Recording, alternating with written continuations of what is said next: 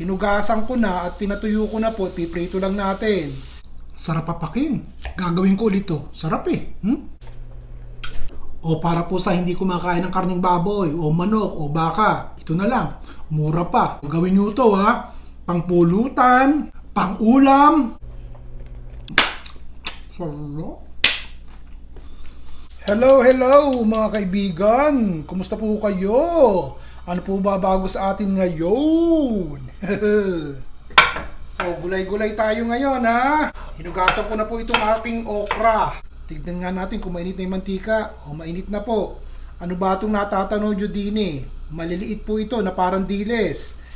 Hinugasan ko na at pinatuyo ko na po. Piprito lang natin. Pakikita ko sa inyo, dilis lang po ire oh.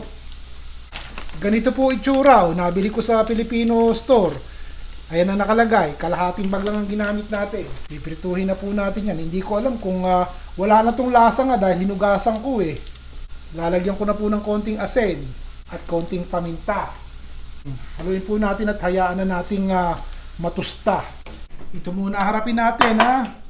Maglalagay po tayo ng isang maliit na sibuyas. Malaki ito eh.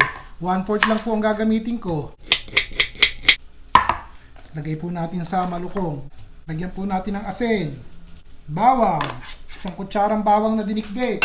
Konting Knorr liquid seasoning. Isang kutsara po. Lagyan natin ng katitik na asukal. Konti lang. Sandali. Tingnan natin. Okay. Ito po medyo tostado na. Nakikita nyo, naaamoy ko na. Sasama ko na po itong ating okra. Sandaling-sandali lang yung okra ha. Halo po. Para lang maluto-luto ng konti yung okra natin. Pero huwag masyadong lerot na lerot. Maganda yung sariwa yung okra pero konting luto lamang. Patayin ko na po yung apoy. Isalin muna natin ha. Patuluin po muna natin yung mantika. Ganun. Sige. Para naman na mawala at maging tostado. Pag hindi lubog sa mantika, tostado po yan. Alalahanin nyo, sandaling-sandali ko lang pong niluto yung okra. O, hayaan po muna nating matanggal yung mantika ha. Maghihiwa po ako ng isang lemon, kalamansi, or lime. O, pagdating naman po sa mayonnaise, kayo na bahala. Maglalagay po ako siguro ng mga 3 kutsara. Haluin po natin yan. Lagay po natin din eh. Ganyan. So, matamis, na maasim, at creamy yung dating. O, ito po isang napakalaking sili na panigang. Gagawin ko po hihiwain ko lang ng maninipis ha. Kalahati lang siguro isasama ko.